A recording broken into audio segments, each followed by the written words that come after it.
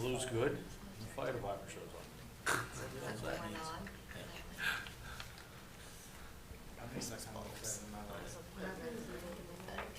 You all set, Chris? You hear me? Can you hear me? I can hear you. I'd like to welcome everybody to the Franklin Planning Board, June 26, 2023 meeting. We'll open it up, but it's also audio and video recorded, and it's on Zoom as well. And the call-in number for Zoom is 312-626-6799. Meeting number is 840517-26497. But before we get going, I just want to bring up a couple notes really quick. I just want to thank everybody, family, friends, town staff, board members, past board members, everybody for my father's passing last week. And we do appreciate it, the family. And you know, it's a sad thing, but 91 good years. So it was good, but he's resting. But on another note, I want to offer our sympathy and condolences to Rick and his family, because his dad just passed away this past week too. So I just want to make sure everybody sends their best and their condolences out to him as well. Okay? But thank you, everybody. Well, the first line of business is, we'll take general business, which would be for a limited site plan for 519 Beaver Street. If you want to approach, anybody want to approach, or we just go to you, Amy? What do you mean? Yeah, sure, I can start off with this. For a review? So 519 Beaver Street is a storage unit located in the industrial zoning district. They were permitted back in the 90s to build the storage units and also to build some temporary units in the back. The temporary units came in built later after the original permanent units were built. We didn't ask Beta to review this. I did have the town engineer review the plans. From the previous plans to these plans, as indicated that the impervious didn't change. So they're looking to kind of finalize the site plan and make sure that everything is cleared up. Okay. I did have one question. I know we spoke earlier. Did the fire department see this? I did send it over to them. I have not heard back. Okay. I just want to make sure that they're all set. And Gus from the building commission is all set as well? Yes, he did see the plans. Anybody from the board have any questions or comments? Hi, I'm Megan Dutra. I'm from Conoco. We submitted the limited site plan for 519 Beaver Street.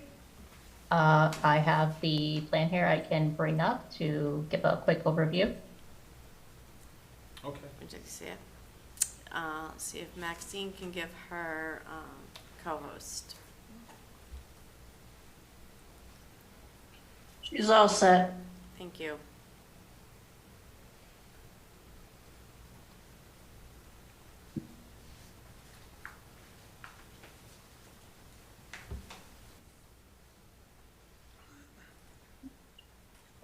Okay. So we have here the plan for the site. The new portable units are here in the back. They are lifted up on blocks so they don't affect the drainage on site. The water just flows right underneath them. As she mentioned, they are directly over the impervious that was previously on the site. We have an ALTA plan here from 2013, which shows the extent of that impervious when the owners first gained ownership of the site. Other than that, that is the only difference to the site. I also have a photo here, if you're curious of what the units look like. Show you that they're lifted above the ground. You can see where they extend to at the edges of the pavement. Okay, thank you. Quick question. I guess to the applicant, so the there's no pavement under these storage units now? There is pavement under the storage units. They were placed directly on the existing pavement. So we just didn't increase the amount of impervious on site. Okay, okay. So, misunderstood that, okay? Jen, you're all set? Rick, you're all set? All set. Okay, all right, I make a motion to approve 519 limited site plan modification. Is there a second? Second? All in favor? Aye. Thank you. Great, thank you. Our next item would be for Panther Way, which is another limited site plan modification. If you would like to approach the mic, introduce yourselves, please. Yes, good evening, Mr. Chairman and board members. Rick Woodrow with United Consultants. Here this evening with Brad Shapley, the applicant for the project. The site plan was brought before the board a couple of years ago, and at that time, we had proposed a turnaround area here, gain access to a loading dock on the west side of the building. Panther Way is located here, 140 here. What this proposal is consisting of is the expansion of that area back to here. Dumpster pad is located here, and expansion of the pavement here to allow for larger trucks to access that loading dock area. So when the original proposal came forward, the applicant did not have a tenant. They've since secured a tenant, and they have deliveries once or twice a month that necessitate a larger vehicle. So that's what this proposal consists of. We have provided you impervious calculations. We did do an evaluation of the effects onto the stormwater system and have highlighted those onto the site. Basically, in a 100-year storm event, it raises the pond elevation by 1/4 of an inch with the additional impervious. Okay, Thank you. Thank you. I guess we'll go to Amy from the Department of Planning. Any comments? No, thank you, Mr. Chairman. I actually really don't. I did actually have Mike review the plan. We did not have Beta review the plan just due to the minor implications on the impervious. I'll go to you, Mike, from DPW. Mike, if you want to comment, please. Thanks, Mr. Chairman. We did review the plan, and as Rick had mentioned, it's a minor increase in impervious area, but it will drain into the designed stormwater system that they've constructed on site. And as Rick had mentioned, for a 100-year storm event, it raises the elevation within that pond by about 1/4 of an inch, so it's really negligible. So what they have there is sized enough to handle this small amount of impervious area. Good, thank you. Hello, board. Does anybody have any questions? No?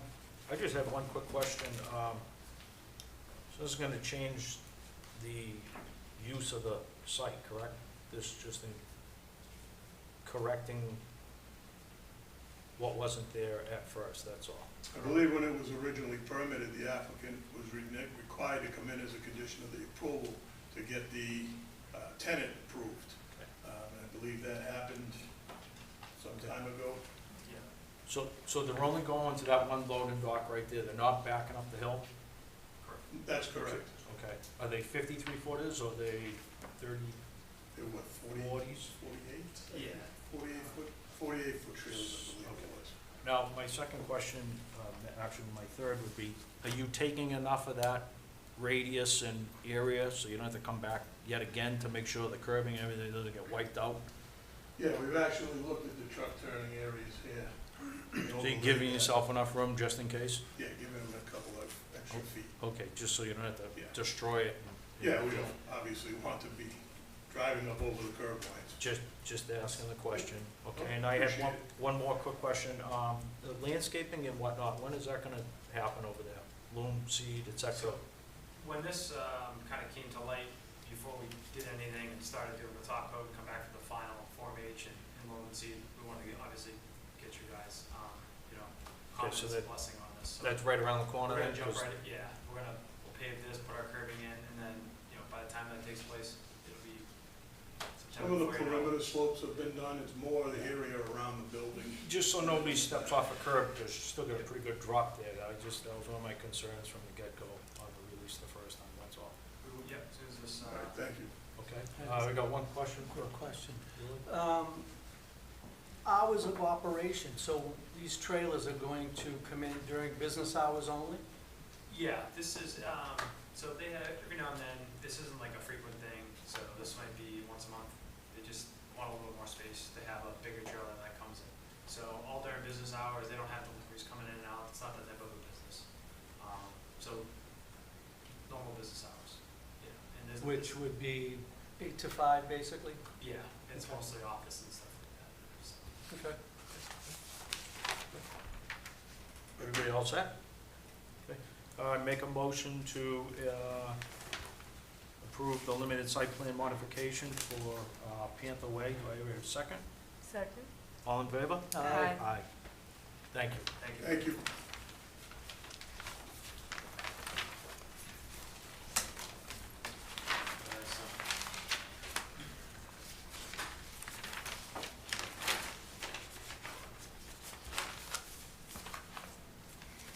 Okay, then we'll go on, next line item of business would be for 230 East Central Street, which would be for an endorsement. Anybody out there? I guess I'll go to Amy first. If Amy, you want to comment on this, please? Sure, thank you, Mr. Chairman. As part of the orders of conditions prior to endorsement on the certificate of vote, they were to provide soil logs and test pits on the revised plans. They were to provide the O&M plan, which they did. I've also shown, they have submitted a deed restriction for the 4 affordable units, which has gone and been reviewed by Maxine, our housing expert with the town. So they're here tonight for the site plans for endorsement. There is a email included in the packet. I questioned about any activity on Hill Ave. They said there would not be. I leave it to the board to see if they're satisfied that these conditions are met and if they plan to endorse the plans. Mike from DPW, any comments or questions? Thank you, Mr. Chairman. These are just for the endorsed plans. We didn't review these in particular, so based on the last approvals, we didn't have any further comments. Okay. And Gary from Beta, did you have any questions or comments in reference to this as well? No, we really didn't, I didn't look at the revised plans, but, yeah, we're still looking for the additional test pit data that we were requesting. And that was supposed to be on our set of drawings, which we, Yes. right? Yes. I mean, that was a critical part of our comments and questions. I'm just gonna, Well, right from the get-go, Mr. Chairman. yeah, okay. Anybody from the board have any questions or comments? Okay. I'm not in favor of endorsing tonight until the updated test pit data gets put on the plan. I'm also not satisfied with the brief email that was submitted regarding any access to Hill Ave to build the wall. I prefer to see something that's more formal on the letterhead from the engineer stating, why and how. So I just not in favor of supporting endorsement until last time. Until they prove more data. Okay, Yep. anybody else? Comment, questions? I agree. I was gonna bring up the same thing about the test pits. Okay, Rick, any comment, question? Okay, so it sounds like they got a little bit. If I may say something, Mr. Chairman? Sure, go ahead, introduce yourself. Hi, everyone. This is Amanda with Garrier and Hellman, on behalf of the applicant. So we did supply or provide a geotech report that had the plans included in that had the soil testing information on it that Beta had indicated that they were satisfied with when we had submitted that. So that information has been given. And as far as the easement goes, and no construction will be within those easements, there's no proposed work shown within Hill Ave. And our email stating that there will not be any work in Hill Ave. It would require a site plan modification through the board if they were to go in there and we'd have to come back in front of them. So right now, we are not proposing any work, even though there was some discussion back and forth that there may be. We had talked with Amy through email correspondence, and it was indicated in those emails that we understand that we would have to come back to the board for a site plan modification should any work be proposed within Hill Ave. So regardless of the email, the design plans that were previously approved do not show any work within Hill Ave. So we would respectfully ask the board to consider signing the plans tonight for the endorsement. Amy, what are your thoughts with the, I thought, Mr. Amanda, Chairman. I thought we were gonna put the test pit information on the drawings, because we were gonna endorse tonight. That was a big sticking point. I think I'm gonna make a motion to continue this until the test pits information and the, work within the retaining wall is just put on the drawings to signify it, then it cleans up all the loose ends. So I make a motion to continue to the next meeting. Do I hear a second? Second. All in favor? Aye. And, just, you want a letter, Mhm. a letter written Documentation from the to go with the applicant drawings, saying yeah. that there would be Yep. no activity on Yep. Hill Ave. Yeah, just because that one was a little questionable there and how close they're getting, that's all. Along with the test pit. Even though it's written on the conditions that there's to be no work in Hill Ave, that's part of the condition that we would have to come back if there was going to be work in Hill Ave. So our design plans do not show work on Hill Ave.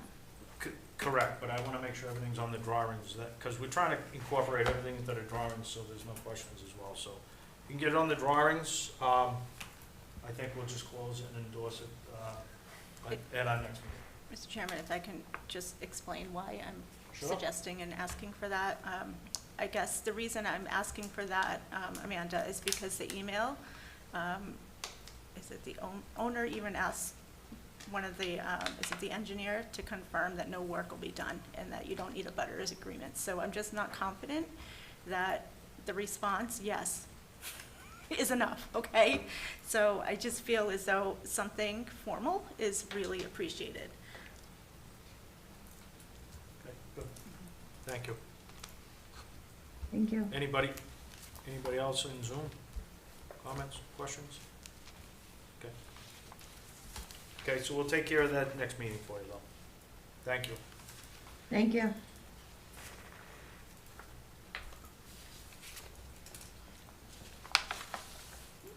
And then we'll go to our next public hearing, which will be for Maplegate, the solar farm. You want to approach the mic and give your name and company, please?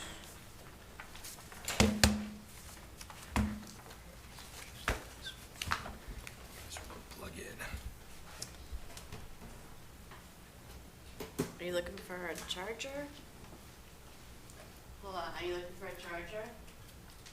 Oh, you're just plugging in your. Just plugging in so it goes right to the battery? screen. Okay. Thought you were hiding. We learned this Well, I last didn't know time. if you wanted the presentation. Unfortunately, I learned this last time. You gotta kind of get under the table to get the plug right. Great way to start a meeting, but it should be plugged in. Give it a second here to present. I think that should automatically kick on in a second. Oh, are you looking to use a presentation screen? Yeah. Oh. Sorry, do I gotta press a button? You need this plug on your computer. This one here. So that goes right into that one, right? So I replaced it with this plug. Okay, we can try it. Where's the, So I think last time it was here after Were I you plugged it able to right on, do it? it went right out. it did, okay. Yeah, Let's see, it takes about a minute for it to. no problem. Well, in the meantime, I'll just get going. My name's Greg DeBono with Bowler Engineering, representing on behalf of the applicant, NextGrid Mescalvian LLC. We're talking about the North Project. Just here tonight, pretty much to give an update. We're still in the process of going through Conservation Commission getting comments there. We've been back twice just to present status, and the field observation has taken place, so we know the team from Beta as well as Conservation has been on site to walk the flags, but we haven't seen a technical review letter yet, but we understand one is coming. We've had numerous conversations with Fire Chief as well, and it sounds like right now we're in good shape to the plan that we have up there complies with prior comments, so we're moving along, although we haven't seen a formal review letter stating that conditions and recommendations have been met, so we'll continue to follow up there. So all I wanted to do tonight was really highlight some of the changes that we've made, mostly relating to the original review letter received from Beta, as well as comments from the town engineer and from planner as well. So without further ado, I'll try to zoom in onto this one sheet. I don't want to necessarily have to flip through all the plans. I can keep this kind of high level. Let's see. So all this is here, this is just the overall site plan, and it's just been kind of stripped down of some of the other notes that were on it as part of the plan set. What it shows is there's really three colors of interest on here. All the solar improvements as well as the gravel access way is all shown in black and white. The red limit identifies all the existing impervious coverage, the cart paths, et cetera, that are coming out. The reason we're highlighting that is in the last time we were here presenting, we kept all of our improvements really to that heavy dash line that represented the limit of our proposed solar improvements. One of the recommendations was, in order to kind of further enhance the rest of the site, let's remove the other cart crossings and cart corral or cart pathway areas and look to restore it, replant it with meadow mix and basically remove that additional ground cover. So all these red paths you see are the additional cart path areas that we're agreeing to take out. We've incorporated that into the plans, and that also extends a little bit to the east, where previously we had kind of a larger section of wetlands that we were just avoiding altogether. Now our disturbance is pretty limited. We're just going to go in there and just remove the pathway and then restabilize. The area in green details our basin. Basin area is generally about the same as it was the first round. This basin is only 2 feet deep, so it's very shallow and generally sits around the elevation of what's there today. So we're not proposing piping or any discharges into the basin. We're just letting the majority of the site just kind of sheet flow into that basin, and then we're berming up around it, so we're providing basically 2 feet of storage volume. The reason that's relevant is because one of the items we want to talk about tonight is we have yet to do stormwater testing for this basin, and we know we need to. We fully intend to. The only issue is currently where that basin is going to go is right where an active hole is on the course. It's right in the middle of the fairway. It's actually right up on one of the greens. So one of the things, and it's noted numerous times in Beta's review letter, is that we need to provide that testing data. What we asked to do is try to postpone that data until we're prior to construction. And again, the only reason there is because we don't want to be disturbing the active golf course. I mean, people are playing there every single day, and we'd have to bring the machinery in across the course and dig at least 4 holes in the middle of basically play. So we'd like to defer that. I don't think it's much of a risk because, again, most of the basin, the bottom of the elevation, which is at 202, is generally the surrounding grade there now. So we're not really even digging down into the subsurface soils. And if for some reason we have higher groundwater or other challenges, we do have some flexibility to adjust the basin as needed. So one of our requests is to be able to just put off the testing until the time is appropriate, and we can have access and not worry about disrupting the active activity of the course.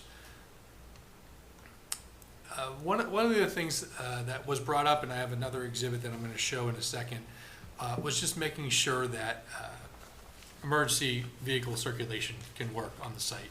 So we did prepare a truck exhibit. We did not submit it with the plans. We will, in a future revision, will incorporate into the set, but I have the plan that I can show tonight.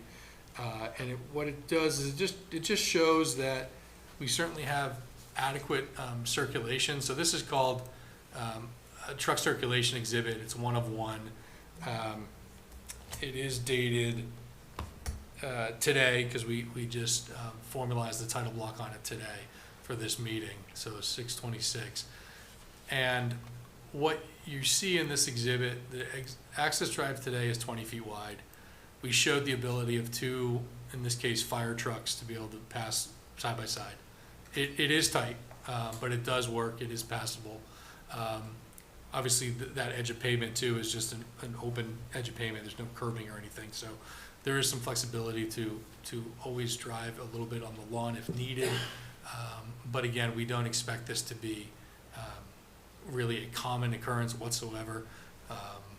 I don't know if it was even discussed previously, but with this type of operation, once it's built, we generally only have vehicle visits about 4 times a year. Once a quarter, somebody comes out and either does landscaping maintenance or just observation. So really very little turnover in terms of actually any car traffic. But for an emergency response, we want to make sure that it does circulate. So we show the vehicle coming in. This is one of the changes I wanted to highlight. There's a good recommendation that came in through the review letter, which was previously we had a gate that was right at kind of the terminus of the opening between the two wetland sections. And what it was doing was it wasn't really allowing people, if somebody drives down there accidentally and doesn't have access and needs to turn around, wasn't given a lot of room to do it. So we changed the configuration and provided 2 gates. So now we have basically a hammerhead movement here where somebody can easily make a 3-point turn or K-turn to come around and say, okay, I'm in the wrong spot, I gotta go back out the way I came. So we've corrected that, put in 2 new gates. It actually, by doing so, we also realized that more of the existing access drive in this area, including the existing gravel access to the parking area, could all remain as is. So it's actually less changes and less impacts within the conservation area than what we were previously showing to like redo that portion of the driveway with new gravel. The fire truck is able to circulate through the site. We show movements coming really at all the intersections, doing the spin movement down by the equipment pads, coming down the straightaway, showing again the other bypass. We do maintain a 20-foot wide drive, gravel drive the entire way. And then we show plenty of room for a spin movement and turnaround at the very end. There is also a secondary access gate, which I think we did talk about last time, which does provide another point of egress for emergency situations through the property to the south, which we also have another access there, which would then provide service to Lot 2. And again, Lot 2 is not going to have any development on it. There's no solar. The client is willing to continue to have open discussions with the town about what Lot 2 could be, public park, dog park, something of that nature, but it hasn't been specifically designed. All we're showing now is an access way and enough space to provide a good amount of parallel parking spaces. I'm sorry, I said more angled parking spaces for any visitor that would then be coming to this. So this would be the only piece of the project that would really have direct public access through a gravel road. The project to the north, we don't have really any intended public access. We're not enticing folks to walk around the fenced area or necessarily walk onto the property, although we do understand that there are means, whether it's through the other portions of the existing golf course or the other cart paths that are still existing, that people could always walk around. But the intent is we want to fence off all that activity. We are planning on still moving forward with that 7-foot high fence that would really encompass the entire solar development. One of the items that came up at the last meeting was a question, it was a good question about how much trees are we removing? So this is just one more exhibit. It's called the Tree Removal Exhibit 1 of 1. This one was actually prepared right after the last meeting, so it was dated 5/4/23. And we've hatched the limit of the tree canopies throughout the entire golf course. So this is taking it to the outer edge of the canopy drip line that was picked up by the survey. It's roughly 9.55 acres of wooded vegetation that would be removed. So basically everything you see in the red, this would be coming out. And again, there was some questions, I think, about could we provide additional landscaping, especially on maybe lot 2, or provide some additional plantings. I think we're certainly open to discussing that further. I will see here on the aerial, though, most of lot 2, there is a wetland area that was designated as a vernal pool, which the intent is to basically, obviously, apply the buffer to that area, preserve it, don't touch it, so you have a lot of kind of vegetation around that as well that would just remain. But besides keeping the area clear for this access way that would also provide access for lot 2, but also the ability to park on lot 2 for that use.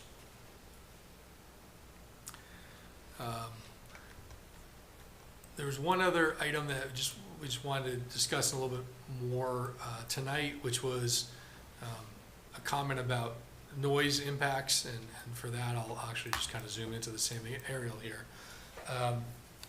We have roughly, I think it was 584 feet from the equipment pad in this corner to the closest building. And right now we and there's some vegetation that would remain. There's a wetland section here that we're not disturbing. But there's a question about whether or not, we really needed additional noise attenuation for this area. Again, we're at a pretty significant distance. We don't believe that the engine noise, if you will, from the generator would be a nuisance, but we're going to look at this further, and if there's a need to put any sort of noise attenuation fencing or dampering around the equipment, then we'd look into that as well. We did receive the most up-to-date review letters, so we got updated letters on the 21st from Beta as well as from Planning Office as well. I'd say most of those comments are easily addressed. The only ones that I wanted to talk about we already covered, which is basically just the element of the testing, and if the board felt comfortable allowing us to put that off until prior to construction, or if it felt like that was needed before being able to take action. And the other piece was really just following up on the whole noise component, but there's some more evaluation on our end that we need to do to determine if there is anything else that we need to actually do for any sort of noise attenuation on the equipment. The rest of the comments I think we can easily address and continue to move this forward, with the understanding that I think, as we talked about previously, we're expecting that the board wouldn't really take any action likely until Conservation Commission gives us their approval. So that's basically where we're at right now. Just waiting to see that letter come in, and then we plan on being at the next meeting once we get that letter. Okay, good. Thank you, appreciate it. I guess I'll go to Amy. Amy, if you wanna. Sure, thank you, Quick Mr. review, Chairman. please. I just kind of really in my letter addressed what the concerns were of the board. The abutters, I don't know if they're satisfied. I know that they wanted to see them on the plan, but he's indicated the nearest one's over 500 feet away. One of the other thing was they were wondering where all the water came from for the golf course, which I don't know if that's been addressed here. I know that was a concern at the last meeting. Asked for more vegetation for lot 2 since it will not be built on. I know there's been a lot of discussion between the board members about, has Greg just indicated that there's 9.55 acres of trees being torn down, and where's the replacement or revegetation of some of these trees? We asked about Lot 2. He said he continued to work with the town and the board. I think I'd suggest there be some type of idea or condition prior to approval of what that lot will be established as a recommendation from us. And then the public access, which he did share with us tonight. Thank Okay. you, Mr. Chairman. Good, thank you, Amy. I'll go to Mike over at DPW. Mike, Sure. Thank you, Mr. Chairman. In reviewing the revised plans, most of our previous comments were addressed. There were just two remaining comments that were indicated as being addressed, but it looked like they weren't actually addressed on the plans. One had to do with the selection of the rainfall values, using the NOAA LS14, the more current ones. And then the other comment had to do with the spillway elevation for the basin, just to provide more freeboard above the 100-year storm event. That looked like it was the same value as it was in the previous plan, so just those two comments. Okay, good, thank you. We'll go to Beta. Gary, any comments? He touched on quite a few of the comments that we had relative to, I looked at the issues associated with the sound, and there's not a lot of attenuation. Even at 580 feet, you're still only looking at 20 decibels, so at 65 decibels, you're still 40, and there's only about 100, 110 feet of vegetation that's going to remain, so it's really not going to provide you that much. You know, I think you're going to find that a barrier is going to be needed around those. The other issue is they've expanded the work quite a bit. They're going to the north now. As he noted, they're going to remove all of the cart paths. And I think we'd like to see some timing and some scheduling associated with that to make sure that, you know, when you take them out, that you're going to replant and revegetate as quickly as possible. So there's going to be some sort of a time limit associated with that. Because I know that it's linear, so I don't believe you're going to be doing any erosion control. Right. Yeah. Yeah, So- it's going to be remove and stabilize right away. Yes. But yes, those were, I didn't specify that, but yes, we agree, we're gonna nail down a schedule and timing so it works, and we'll share that with Conservation Commission too, so that the I think, restabilization. the other thing happens too over is on the time. drawings themselves, we had a little difficulty, at least I did have a little difficulty in reading some of them. Clarity. In that those paths that are gonna remain, Yes, or those gravel areas that are gonna remain, if you're gonna, I'd like to see them on the proposed condition okay, rather yep, than, you know, if they're gonna be removed, obviously, they're not gonna be there present in this proposed condition, but at this point. But it would have been nice to have seen your fire truck movement. yes, yeah. And I have no problem, I can include it as part of the set and just make that part of the next resubmission with the included. Maybe we can talk about the test pits, because you're right, at the bottom of your basin Yes, is almost at the existing grade. that's correct. You don't have an awful lot of excavation due to a lot of earth movement to be able to establish that basin. Yes, I'm almost tempted to ask you, I mean, go out there and give us a few test pits. no, okay, Go out there with a If- post hole digger and give us just a a little- 3-foot hole. yeah. Instead of a full test pit, just a couple Instead of a handholes. full test pit, at least something on a preliminary basis to make a determination as to whether or not you're gonna have to do a mounting analysis associated Yeah. with it. You know, or even if you find it, because if you go 3 feet and obviously you don't hit any groundwater or any redox measures, then certainly. I just took a course, and we dug a 3-foot hole by hand, so I know it can be done. I was just gonna recommend, just go back to the small mini, just a little track mini, crawl down the cart path, scratch a few holes. Yep. You'll Call go it a backfilled day. and call it a day. Yeah. I think that'll be more beneficial, that way there, you have all the information that you're looking for, and you can get on the drawings, and you can provide it to Conservation Commission at the same time. I think that'd be worthy of, trying to do that. Okay. And I'm sure the golf course has minis, so I don't think it'd be an issue. I'm sure they do. So, but I didn't mean to cut you off, but yeah. Oh, no, was thinking I the agree. Same lines. I guess I'll go to the board. Is anybody, oh, I'm sorry, Gary, you all set though? No, I'm all set. Thank you, Mr. Anybody Chairman. have any comments, questions? Jen? Through the chair, I'm just curious,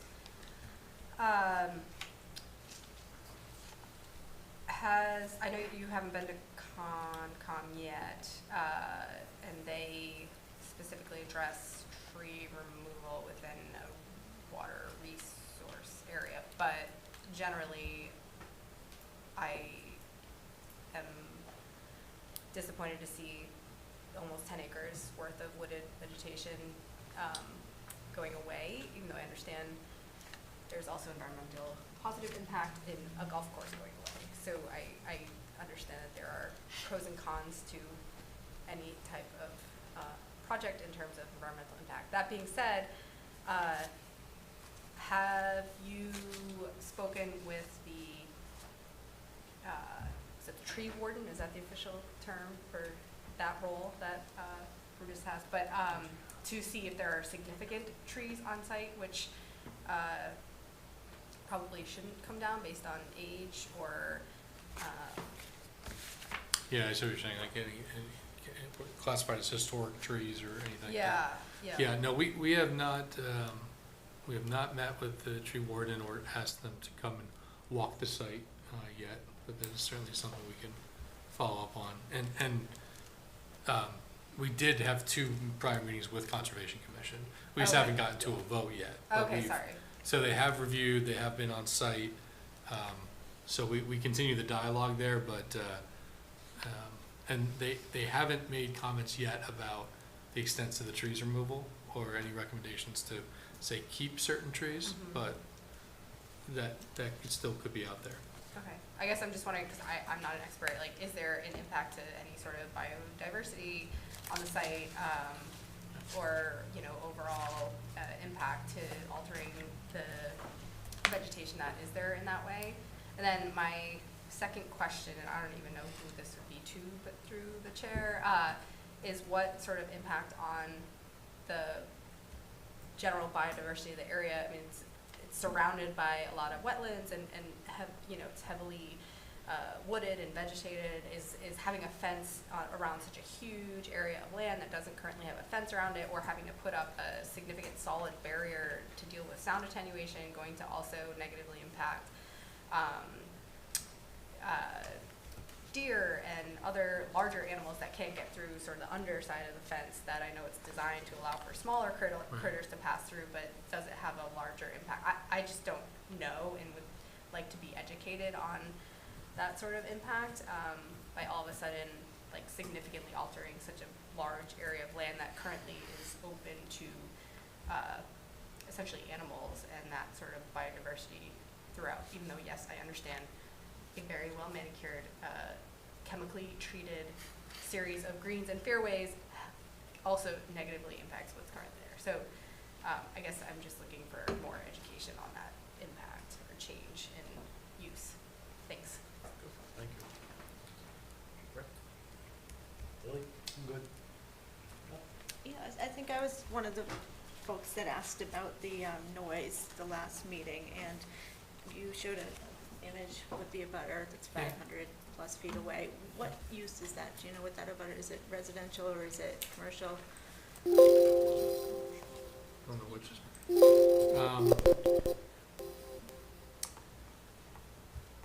is. It is a private ownership. They do, I would still consider it, I would think, residential, although there's a lot of equipment that is also stored on that property. So it's a little bit hard to, I guess, classify it, but to be conservative, I call it still residential. Even though there's definitely more of a kind of a small business type activity running out of there. I guess definitely glad to hear that you're looking into the noise, but Yeah. I think some of the comments that were raised the last time round, I respect Gary's comments as well, but it's not as a significant concern knowing how far away you are, but would definitely like to hear what results in your review of it.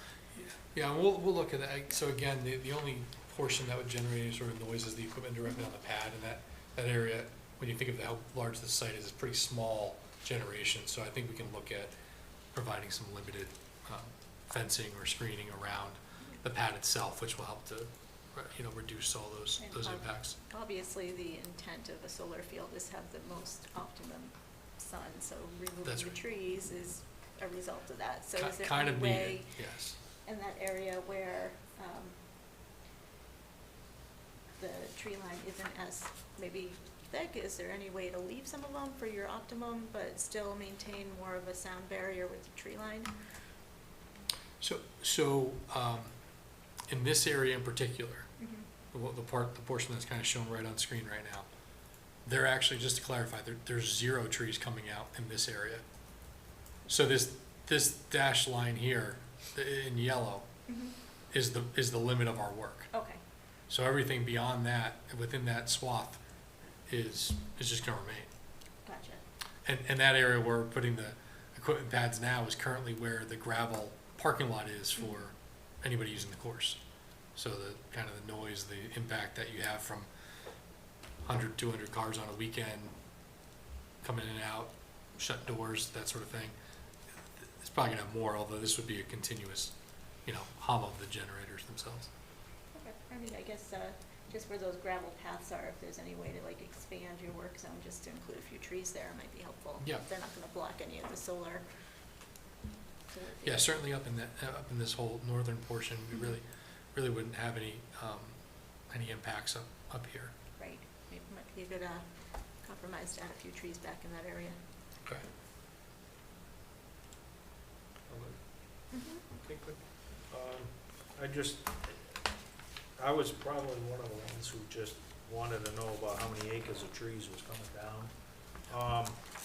And I think in the last meeting I had brought up, because I'm trying to get to that number on the replanting, the bond for the future is what I'm trying to figure out. Okay. So I just wanted to get an estimate of how many acres, and then we'll try to figure out how many trees or Yeah. dollar value per acre for once this is decommissioned, as well as a decommissioning plan and a bond for the site itself as well. So I didn't want to make sure that was forgotten. I just had one question. I know you readjusted the gates for the turnaround. Are you still gonna have a gate out at the front of the main entrance on Maple Street?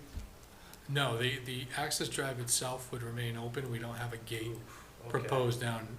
There would be one sign that would just denote the use, contact information for the solar field itself, but we were not proposing to close off gate down at Do the you object to entrance. put a gate there, because that's an isolated spot, and it's a perfect spot for the kids to go raise havoc.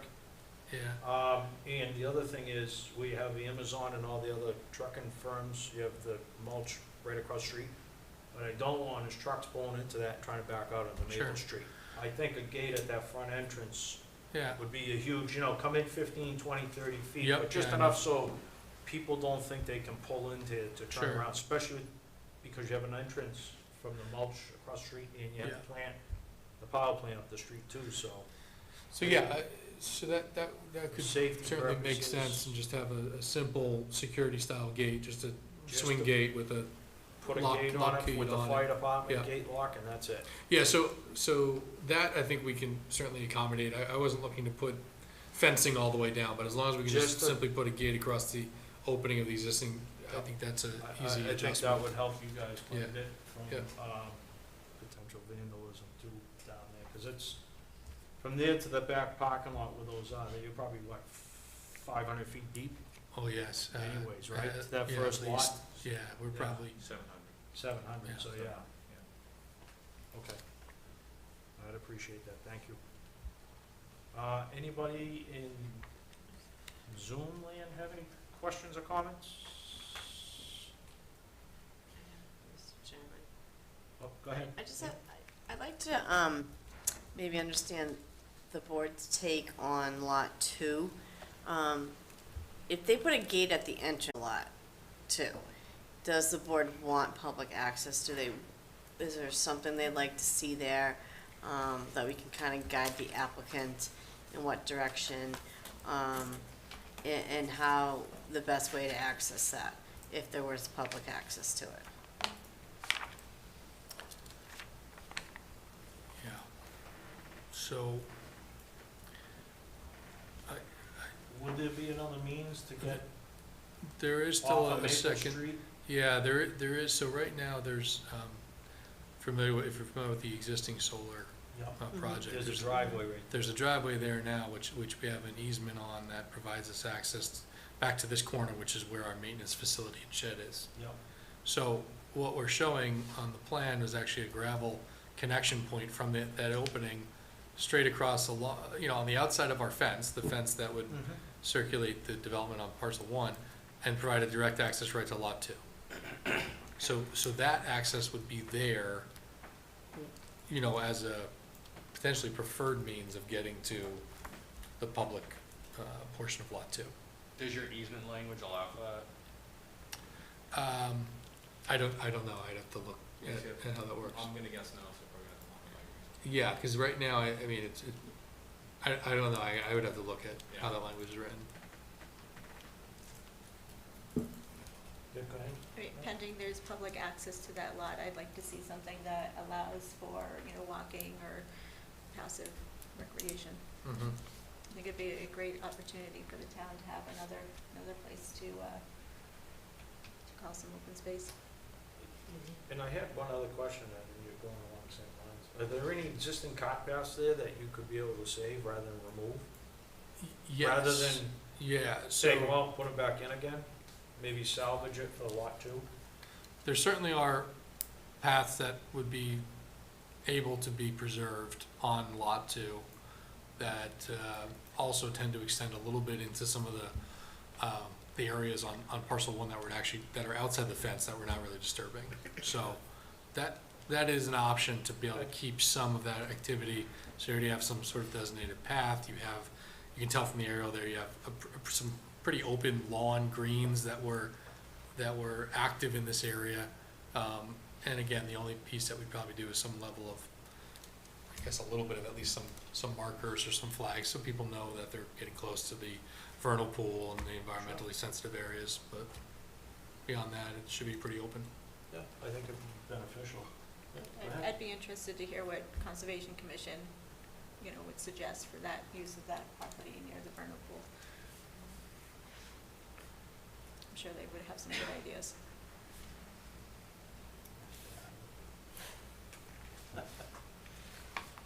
Okay. Anybody else? Anybody in the audience? No? No one in Zoom? No? Okay. Well, I appreciate your time, and I think we'll continue. When's your next Conservation Commission meeting? Well, technically, I believe it happens every 2 weeks, but we've kind of agreed that we wouldn't go back until we receive the next, or the tech review letter. Okay. So I'd expect to see that maybe by next week. So, Amy, what do you think? I did talk with the conservation agent today, and she's estimating, hoping to be on the July 13th meeting. That would probably make sense, okay, because that they have makes a meeting sense, this week, and then it would probably be after that meeting. So, if we want to go after that meeting, our next meeting would be July 24th. Okay, so then if we gotta continue there, we can continue there. If not, you still can gather a lot more information. Yeah, I think so. I think we talked about a number of open items tonight that I think we can resolve further. So coming back on the 24th would be good to give another update and status and just keep moving. Okay, good, thank you. All right, so I make a motion to continue Maplegate Solar North to, what was it? July 24th. July 24th. Do I hear a second? Second. All in favor? Aye. Aye. Thank you. Thank you very much.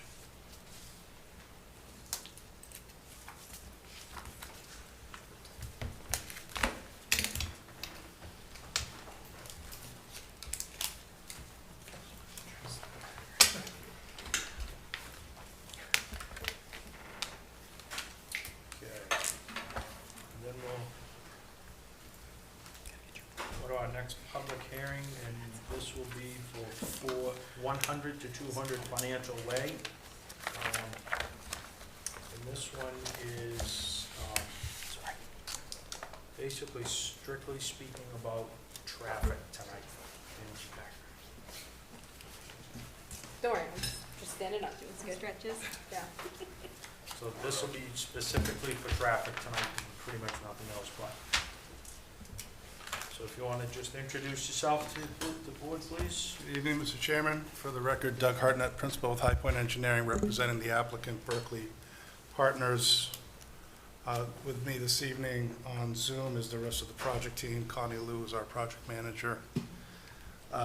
We have from the applicants team, Brendan Pellerin and Andy Ramirez, and our traffic engineers from MDM Transportation is Dan Mills and Dan Dumas.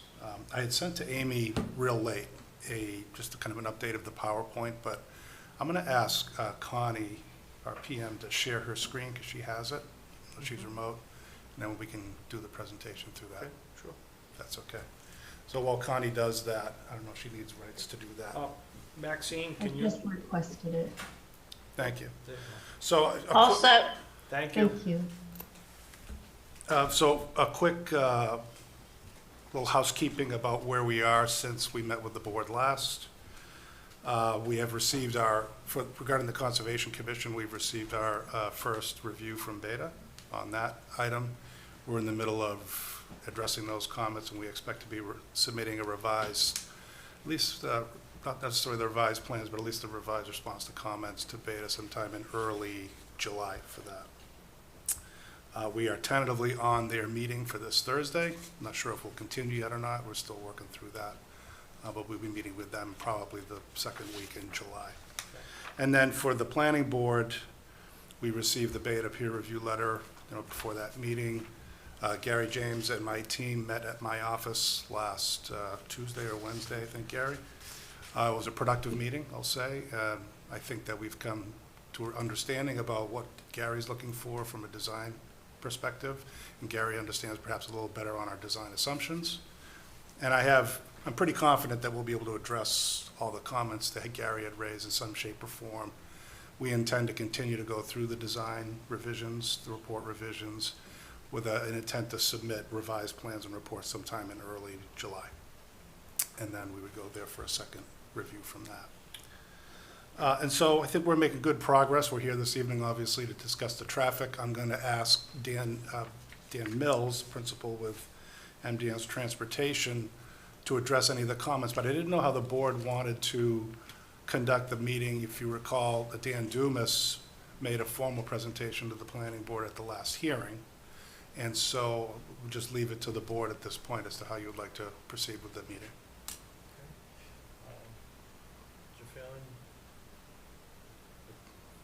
Brief overview of what he did the last time would be, Deputy because we're still working on it anyways, and then we can respond with town staff as well. Very good. Okay. So Dan Mills, if you could go through just a brief overview of the presentation we did last time. Sure. Good evening. For the record, Dan Mills from MDM Transportation Consultants. I'm principal traffic engineer. Also, as Doug noted, Dan Dumas had made a presentation at the last hearing on June 5th, an overview of the traffic study. Included reviewing 3 intersections in and around the site, including the site driveway. We made a presentation on the trip generation of the warehouse development, comparison to the uses that are already on the Financial Parkway, including the school and other warehouse use. The intersection overall is operating at level service D or better. We had made some mitigation recommendations to improve traffic operations, specifically at the traffic signal at King and Washington Street. Since that time, Beta Group has reviewed our traffic study. They have made comments, which we received today, and we're going through those.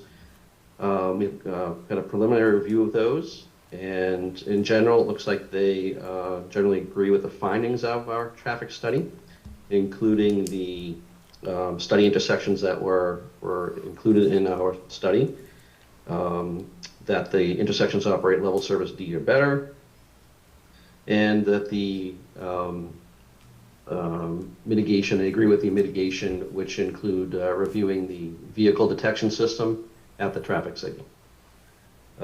They have asked for some supplemental or some clarification and some additional supporting data that we will be providing them, and that's relative to trip generation, some of the truck percentages coming to and from the site, including the distribution on the roadway network itself.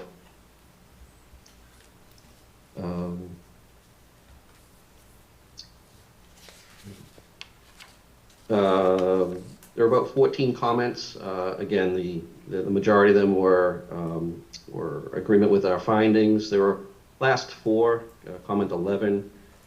It's written as states, consideration should be given to installing signage for Franklin Park approaching the driveway on Washington Street in both directions. Comment 12, consideration should be given to providing a sign near Ivy Lane to deter truck traffic. Comment 13, recommend providing recent speed data for Washington Street near Financial Park Drive.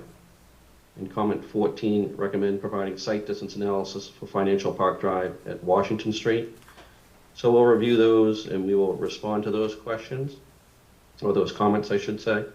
They also had some general notes and observations about the operations of truck maneuvers at the Financial Park driveway with Washington Street, as well as at the Washington Street, King Street signal. So we'll be reviewing those and providing some recommendations for potential enhancements at both of those locations. We're not prepared to do that at this point, given we just received these comments today. But those are the general highlights where we are with the traffic review. Again, we'll be responding in writing to these 14 comments. Okay, thank you very much. Did you want to present anything else? No, at this point, we're asking the board or their staff to provide any comments. Thank you. Amy, do you have any comments? I'll start with you first and work your way down. Yeah, thank you, Mr. Chairman. I'm actually going to defer. We have Jacqueline here from Beta that did the peer review, so I think I would defer any of the traffic comments to her. We did see the report, and I think that Dan touched on some of them, and maybe Jacqueline can elaborate a little bit more and then defer to the board of what they're looking for. Okay. Thank you. Thank you. Jackie, if you could give us your feedback from what you've done already, please. Sure, thank you, Mr. Chairman. He did allude to the comments that I had regarding trucks, and one of them was the type of truck that would be generated by this site, because as he also indicated, we had made observations at the intersections in the study area during the morning and evening peak hours, or periods, actually more than an hour, during both periods. And we saw many trucks getting stuck at that intersection of King and Washington Street.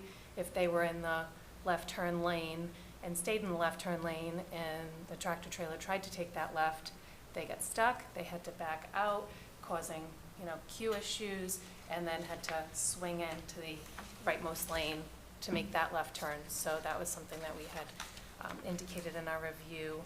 And, or a truck could make it if they just swung that intersection left turn immediately, again, impacting traffic operations at the intersection. Let's see what else. We did want clarification on the gate access at Grove Street. I had read, I believe it was in the report, that it was uncertain if additional gate access will be allowed to 100 Financial. So we just want a clarification on that. The comments, we had heard the comments at the last meeting from the Ivy Lane residents and other residents about the activity on their street. So when we had gone out there, we had, observed the conditions and signing, and we had seen that, maybe people were turning around on Ivy Lane because the lack of signing for the Financial Park, or also because when you're exiting the Financial Park, you see a sign that says trucks turn right. So they might be taking the right and then turning around in Ivy Lane and heading in the other direction. So those were just our observations and suggestions that we had made to consider. And I believe that's all the additional comments on top of what you had said. Okay, thank you. Gary, any questions, comments? No, the only thing I will comment on is that when you look at the intersection on Washington Street of the entrance, The radiuses are really small. Mhm. They are terribly small. I think it's only about a 15, 20-foot radius, Mike? Yeah. Yeah, we know that whole entry's gonna have to get fixed. Well, yeah, it was built for cars, not tractor No, trailers. it wasn't built for tractor trailers. So, we know that just by the pictures and just by the. built for horse and carriages, actually. Yeah. Okay, so let's go to the board. Anybody has any questions, I have a comments? quick question. Sure, go ahead, Lou. I mean, I've been by tons of times, whether it be to Doug or to Jacqueline. What is the distance between the entrance exit to Ivy Lane? Are they across from each other? Are they 50 feet? They are offset. They're offset about 100. Yeah, I would say maybe 100 feet without the benefit of a scale. Say maybe 100 feet. Okay. And we can verify that for the next meeting. I'm just curious to, hearing from one of the abutters and then, trucks going in there, turning around and trucks coming out, going into that lane or that part of the road to exit. So I was just curious, are they opposite from each other or what? Okay. I'm good. Through the chair. So, it's- Hold on, we'll go through our questions first, if you don't mind, and then we'll circle back to you.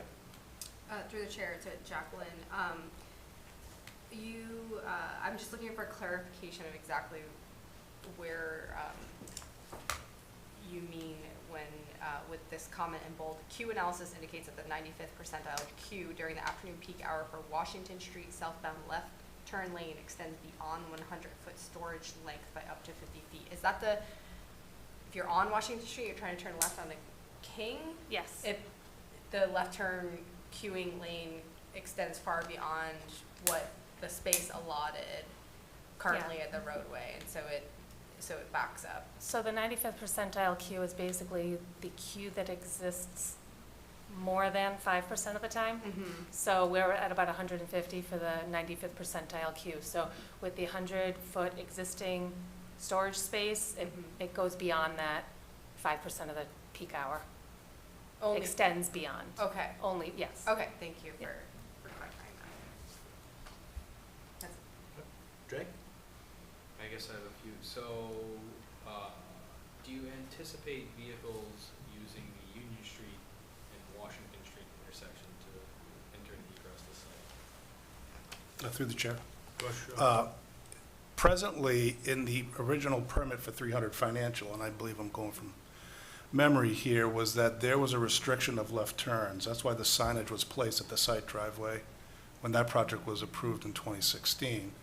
We would fully expect to be able to have to enforce that same rule for no left turn lanes, What about or no left turn movements. excuse me. approaching the site rather than leaving it? Approaching the site, the predominant truck route is from 495 King Street and then down Washington Street past the signal. Right. I guess the next one would be, does the traffic analysis take into account, and I know this can get a little hairy with these things, but did it take into account development we just permitted right next to King Street, or right next to the interchange? 585 King? Yes, right. Yes. Leave it It to- did? Okay, great. And I guess the last one would be is, when we get some turning charts, we can look at it from this, because I obviously think the turning movements are a little suspect for these trucks. So I'd like to see some, Turn radius? some Okay. turning movements and, exactly what wheelbase we're gonna allow for vehicles here, because I think that's gonna be the touch and go part. I guess that's all I have. Mr. Chairman, yes, we will address that. We'll be in a position, once we address the beta comments and do our maneuvering studies or the additional maneuvering studies, especially at the side driveway, to demonstrate how we're able to mitigate for those tight turns and improve the operations at that location and the signal. Okay, good. Thank you. Jake, you have more? No? Nothing? I'm trying to find the number in your report, because I think it was in there somewhere. How many additional trucks are going to be added to accessing the site? Looks like you have it. 180 per day. That's an average of one truck every week. That's a lot of trucks. Yes, it is. And I guess just wanting to see how you respond to some of the comments from Beta, because I think that's a really important And Beta, I appreciate the photos you put in your report. Very helpful. It's really helpful to see that there is some significant issues with truck traffic on that road. And, I know that this is an important development to have in our community. However, I think traffic is also very important to address, especially for abutters. So I'd really like to see how we can all work together to get this to work. As well as Safety, exactly, yep. Yep. We knew the first development was gonna be a little bit of a sticking point, but this one really has become one, because the roads surrounding it were never built to accommodate the amount of traffic that they're gonna be getting. So, I mean, I personally think 180 trucks a day in and out of that site, pretty substantial amount of road traffic for those areas. So I'd like to see something done to the roads and the intersections to help accommodate it, because you're in the middle of a residential area basically, and we gotta think of all the residents in that area. Morning trips, afternoon trips, and Washington Street, it's just become a throughway in the last 25 years. It backs up. Thank God we have the light at Grove and Washington, which will probably help a little bit, but the intersection at Washington and King is really a tough one. I've seen trailers try taking a left and it's tough, so I think some mitigation to that intersection is definitely gonna have to take into consideration, as well as the front entrance. You have to open up those trucks. That was built for digital way back, and that was built for cars, not trailers at this point. And the problem is, you have the school on the backside, and that's one of the reasons why we put the gate in the back on Grove Street, as well as our town wells right there. Right. So to protect the well and to basically divvy up the traffic, we said, okay, students out on Grove, trucks out onto Washington Street. So it's kind of how I think it still has to stay, because you don't want the trucks going through the school side. So I think some work's definitely gonna have to be done with some road work. I also like to, we imposed this on one of our other projects on King Street, truck traffic, hours of operation. I think that's something to think of. I think we put a limitation there from 11 p.m. to 5 a.m. No trucks in and out, because you're basically within a residential area. I think that's something that we have to look at as well, us as a board in the town, to protect the area. And I think for you guys as well. I don't think trailers are going to be coming in at that particular time, but just something to think about. I know you're working with Jackie and getting a lot of other things squared away with them, so I think we'll go to the audience in Zoom. Oh, I'm sorry, Mike from DPW.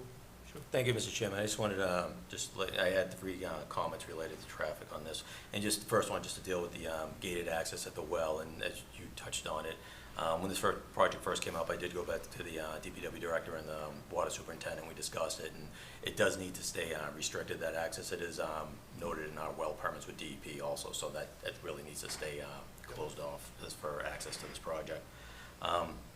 The other comment, as you had just mentioned too, is just looking at to see if there's any ways to make geometric improvements to the intersection at Washington and King Street and at the main entrance too, to improve some of the turning movements there.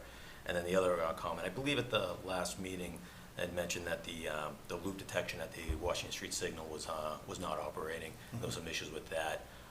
If there is going to be any proposals to replace that or upgrade the loop detection, I just want to note that DPW has been slowly upgrading traffic signals throughout town with video detection through a grid smart system, and if there were some upgrades, we'd want to make sure it matches up with the rest of our systems in town. Okay. So that's all I have. Thank you. Mr. Chairman, can I make one more comment? Sure. In the end of the report, it does talk about recommendations. I think these are a good start, but I'd like to see what else we can do to make sure we're addressing the issues, and if there's anything that needs to be done by talking with, DPW to see what else might be needed in that area. Probably be a good idea to take a look at. Through the chair. Sure. Go ahead. Additional comment. I also just want to add that, we talked a lot about turning radius and truck volume. I a significant part of the safety, in my opinion, is not just vehicular safety, it is pedestrian safety. And I think that we need to do a lot on Washington Street as a whole, but particularly as it relates to connecting the network from King Street through and past this site and back towards Union Street. I don't see a project of this magnitude happening successfully without addressing some of the pedestrian and potentially bike safety issues as well. I think that would need to be a part of any proposed plan. Thanks. Before you go, real quick. I can actually speak. Yeah, Mike, wasn't there works in progress for additional sidewalks in that general area, just to help Jen? Sure, it's been a project that we've been talking about for a while. We have a survey that was done. We looked at it a few years ago, but there are some issues we ran into as far as constructing a sidewalk along that stretch. Had mainly to do with funding and then the need for easements and creating new drainage outfall. So it was more than just building the sidewalk. There was a lot more associated with that just turned into a much bigger project that we still have intentions of addressing at some point. But right now we have a handful of a bunch of other projects in town, including Grove Street, the sidewalk out there that we're working on, some other projects too. But it is one that we have looked at and are intend on pursuing again in the future once the funding's available. Okay, good, thank you. Jay? I was actually the designing engineer on that project, and I completely support everything Mike said. I think there's some pretty significant restrictions on the corridor there between grading and right-of-way, wetlands issues, lack of drainage and this, but that. All this being said, I think that there might be some level of corridor improvement we need to consider from potentially the entrance, right, to Washington Street. I don't think this is an opportunity to solve the entirety of the problem, because I think it's a fairly significant one, but at least for the stretch of... It'll be a start. Yeah, for that section of road, we should consider it, because there might have to be some modifications to that corridor to allow for trucks, and if we're doing that, we'd be remiss to not consider what we could do from at least the driveway to Washington Street. Like I said, I don't think that Washington to Union is really something that we can approach at this point, but at least the area that we're gonna see heavily traveled by trucks, we could find, some room for Okay, good, thank you. Anybody in Zoom or anybody in the audience? Or approach the mic and give your name and address, please. Maureen Sullivan, the corner of King and Washington, 553, and I also live at 871 as a resident and a budding neighbor. This is a mess. It's not gonna happen. The road is not wide enough. It just isn't. You can't take a big, huge truck and send it around the corner that it doesn't fit, and then promise that a sidewalk will be added, and extra room will be added, and things will be adjusted so those trucks can fit. Mike, you've sat in my driveway for an hour and watched them and you left, and I never heard a word. Do you feel safe pulling out of there? I just want the town to know I am opening New England's largest food trailer park. So keep in mind, there is going to be hundreds upon hundreds of cars in and out of there a day. And in the study, the girl that came, I let her sit on my property because she was gonna get killed out in that street. Very, very nice girl. I'd hire her in a second if I was looking for that type of work. But for 15 minutes, she was on my property. During that main hour, you're saying that 3 places were watched for the 2 main traffic hours of the day. She was 15 minutes at Union in Washington. She then went 15 minutes at the entrance of the building in Ivy Lane, and then she spent 15 minutes on my property. That was the hour of the morning, and she did the same thing in the afternoon. During that time, she took pictures of trucks that got stuck. For 15 minutes, she was in front of my property, and 2 trucks got stuck. They both had to back up multiple times to get around that corner. She took pictures of maybe at least 1, maybe 2. Okay. So, and she left, and as soon as she left in the morning to go watch the other corner, which is miles down the street, and there is a sign that says, it's restricted, you cannot go down Washington Street. Well, why can they come up and go around King? they should be able to go down Washington too.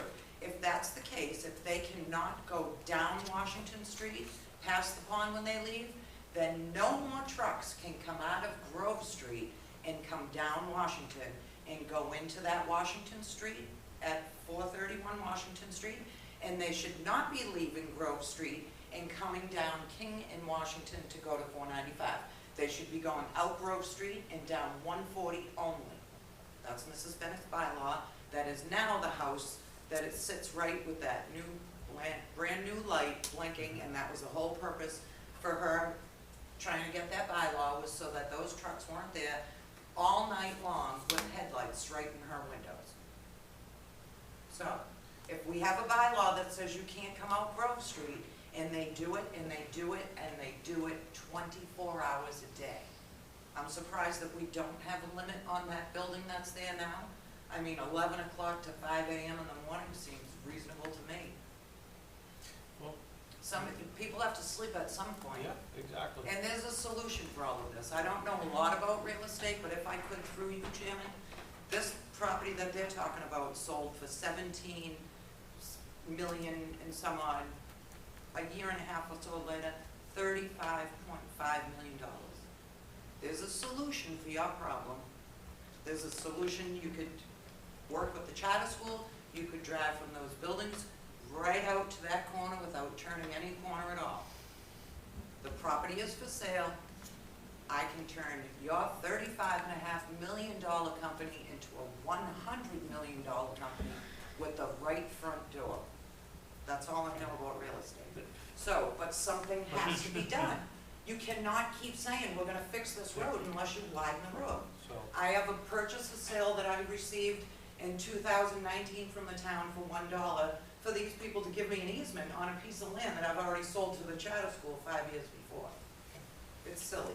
all right, so stay in So- touch, because this is gonna continue, okay? So just It keep an needs eye.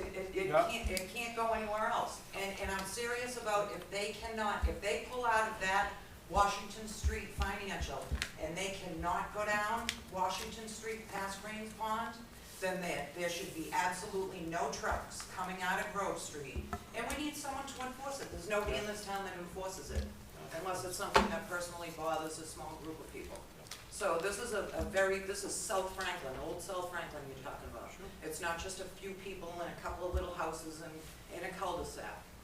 This is South Franklin, and we have turned it into a trucking mega. I mean, I'm gonna have the trailer park there. It'll be truck friendly. They can come in and eat, but they Okay. can't go through it unless they own it. Yeah, yeah. Thank you. So, thank you. Yeah. Anybody else? Anybody in Zoom? No one out there? Okay. Okay, so, I think you kind of get a good gist of it, right? Yes, we do, Mr. Chairman. What do you think? The next meeting? July 24th, if you think you'd have time to address those. I know you're still working through conservation. If not, it would be August 7th. We would like to be continued to the 24th of July. And then if not, we can Yep. push it along. Because you have Concom this Thursday? Tentatively, yes. Okay. Because if that gets pushed, That you're not might gonna be have enough that time to second- react thereafter. Correct, Okay. correct. yeah. So I'll make a motion to continue 100 to 200 Financial Way to July 24th. All in favor? Aye. Aye. Thank you. Mr. Chairman, one Yes. question for you. In terms of the hierarchy of approvals, is the planning board looking for a vote from the Conservation Commission before the planning board will Yes. act? Yeah. Okay, thank you. Thank you. Do you have any comments, questions? Make a motion to adjourn? Second. All in favor? Aye. Aye.